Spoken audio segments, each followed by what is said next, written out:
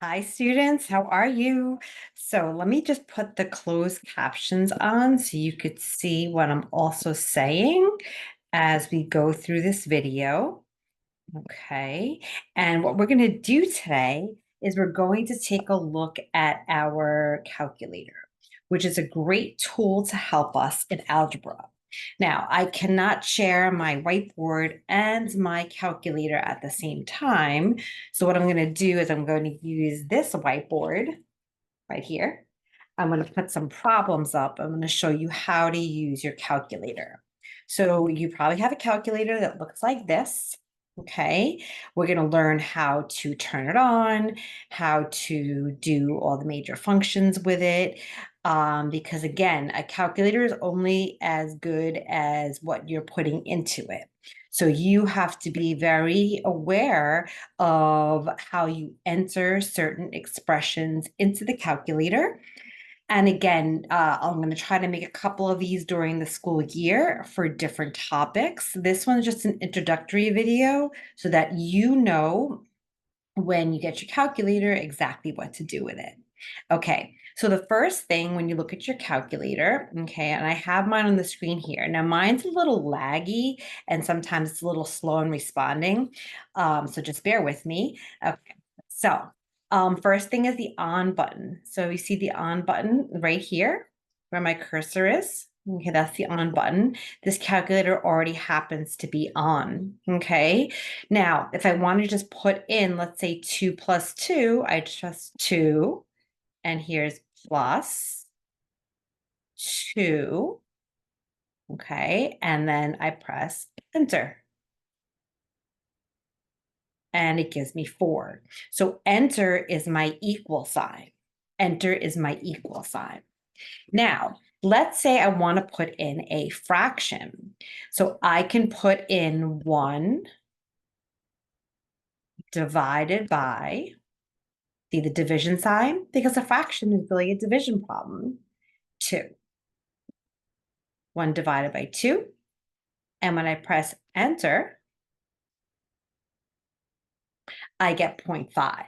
So now let's say I want to take that 0.5, right? There's going to be a unit coming up where we're going to want to see if a number is rational or irrational.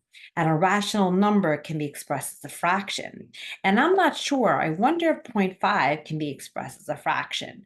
I just know it was a half, right? So I know it can be, but let's say I didn't know. So I can press math, and then you see it says math up there, and then number 1,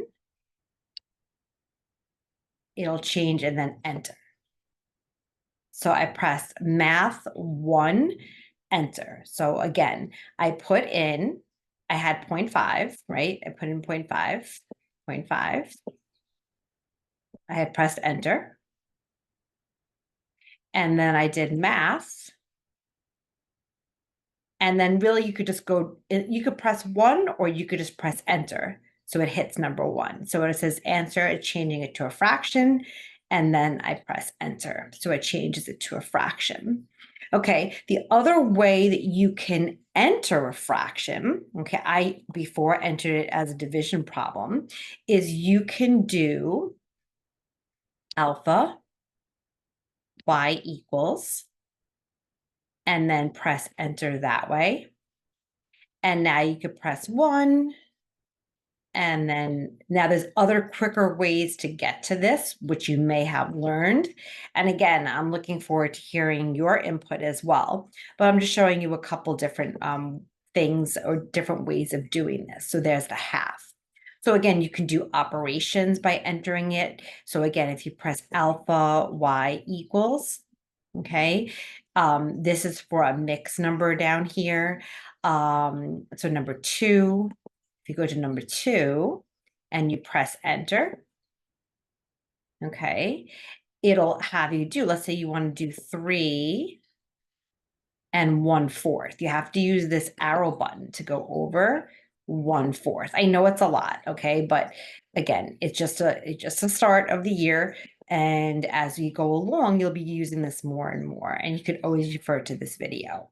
And then if you wanted to do an operation, you could put in, let's say, multiplied by 2, enter for my equal sign.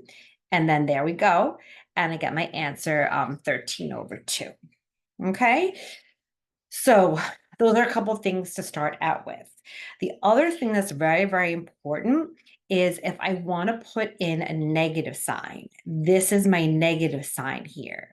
So this is -2, enter, okay?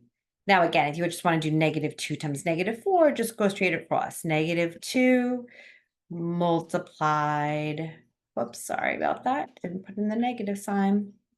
Told you this was a little glitchy. So -2 multiplied by, let's say, -4. Okay. And again, you get to play around with this. So you'll have the time to do that. And I'll get +8. Okay. If you use this subtraction sign as a negative sign, it's going to give you an error. So if you go put that minus there, right? First of all, it says answer minus, right? So again, it's not gonna work. But let's say you're doing now again, if you do that and you want to clear it, you could either press clear, right? That'll clear what you just did. Let's say you want to do 3 minus, this thing is a little slow. And then you're like, oh, I'm going to put in a negative. But instead, you put another subtraction sign. So watch what will happen. And then you're going to say, well, Miss Konzak, the calculator told me that 3 minus -2 it gave me an error. So something's wrong with my calculator. No, there's nothing wrong with your calculator. It's how you put it into your calculator. So just be really careful. If you go to 2, which is go to, it'll usually tell you where the error is. It'll go to where the error is. So it's telling you, hey, look at me. This sign right here is not negative. You put a subtraction sign in. So then you could just change it to a negative. Okay, and now when you press enter, you should get 5. 3 minus -2 is 5. Okay, so again, not to overwhelm you, okay, but just one or two other things. Let's say you wanted to do, let's say you wanted to do 2, can you see this? Yeah, 2 plus -3 um divided by 2. Right? 2 plus, whoops, 2 plus -3 divided by 2. Okay. You need to put it into the calculator either like that. Okay. So 2 plus, and I always put parentheses around the negative here just because there's not a lot of signs there. And again, I'm so sorry that mine's so slow. 2 plus -3, like this. Okay, then press enter and then divide by 2.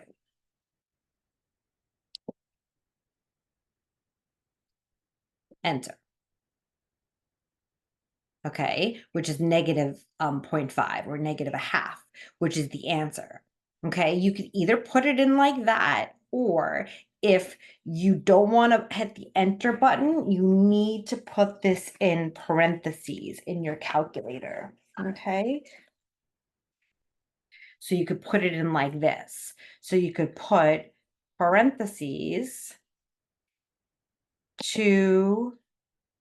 Now, again, you could also use the fraction button. So there's all different ways of doing it. 2 plus -3. Now, again, this time I didn't put in the other parentheses, so it's less confusing. 2 plus -3, close parentheses, divided by 2. And then you could press enter. Okay. You could also go up here and do alpha y equals. And you could put it in with the fraction. notation. Okay, so here 2 plus, and that's really tiny, and I'm sorry, I can barely see it. 2 plus -3. Okay, and then go down to the bottom over 2, and then press enter. Okay, so again, there's lots of things that are coming up. The other thing that, again, we're going to have some graphing coming up, and I'll do some videos later on for the graphing. Okay, but you're not putting variables. A variable is a letter, right, into the calculator until we get to graphing, right? So when we start solving equations and we have 2x plus 3 equals 7, right? You have to solve that by hand, right? The x is right here. This is the x. If you press this, it says xt and then theta n, right? That's the x. That x you're not using until we get to graphing, okay? But I just want to let you know it's there. Okay, so there's your variable x. That's called the variable. Okay, I'm going to clear that. The other thing I want to show you is if you want to square something. Let's say you want to do 2 squared. You could do, so 2 squared looks like this. 2, oh, my favorite purple marker, 2 squared, right? 2 squared. Okay, so you're going to do 2 raised, that little caret button here, to the second power, and you can press enter. If you don't want to use this caret button here, okay, you could use the squared button right over here. So 2 and then squared, and then enter. The reason I show you the caret button is that when you raise it to the third power, meaning cube it, or to the fourth power, this comes in very, very handy. And again, we're not there yet, so let's not worry about that. One other thing though, when you square something, and we're going to learn this, this is very important. See, 2 squared, right? Let's say I do -2 squared. -2 squared. I think it's this board. I don't think it's the marker. I think it's this board. Okay, we do, oh my. Okay, I'm gonna do it on here. We do, let me do it on the back here. Here we go. We're gonna do -2 squared. Okay, now you may say to me, I know if I square a negative, I get a positive. So -2 squared is 4, but not the way you've written it. If you want the calculator to give you +4 like this, you have to put this in parentheses. So watch. If I just put -2 and I square it, I use it raised to the second power, it's going to give me -4 because by order of operations, PEMDAS, do you remember that? Please excuse my dear Aunt Sally, parentheses, exponents, multiply, divide, add, subtract. It's squaring the 2 and then making it negative.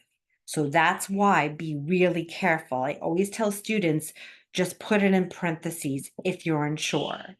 So this is -2 squared. Negative, oops, sorry. Negative 2 squared. Okay, and again, you could use your square button.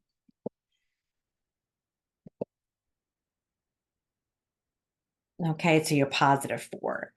So the one other thing that I just want to, actually 2 other things, is the square root button. Because when we learn rationals and irrational numbers coming up, we're going to be taking square roots.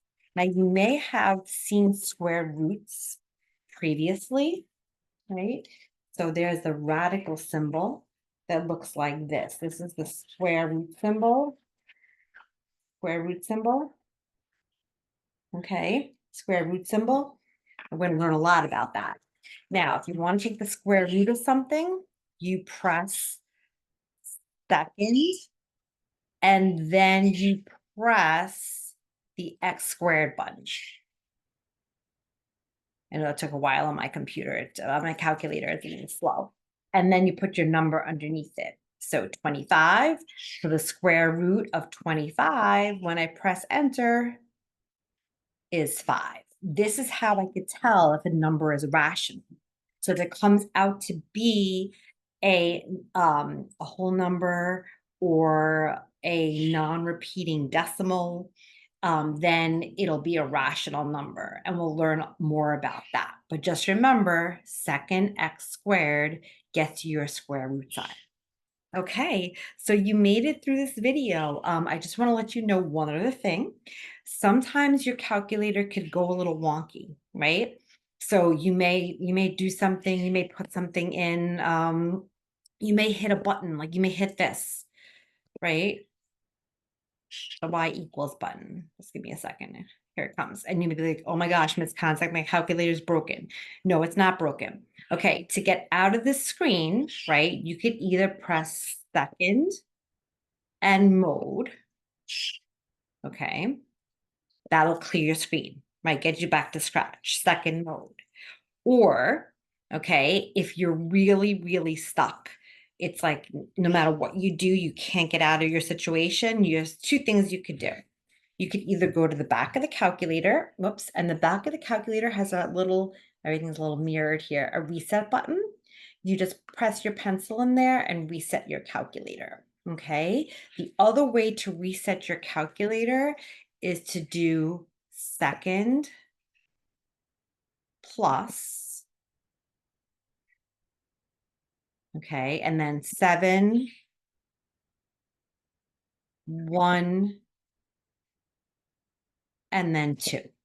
Second plus 7, 1, 2. Second plus 7, 1, 2. And this will reset your calculator.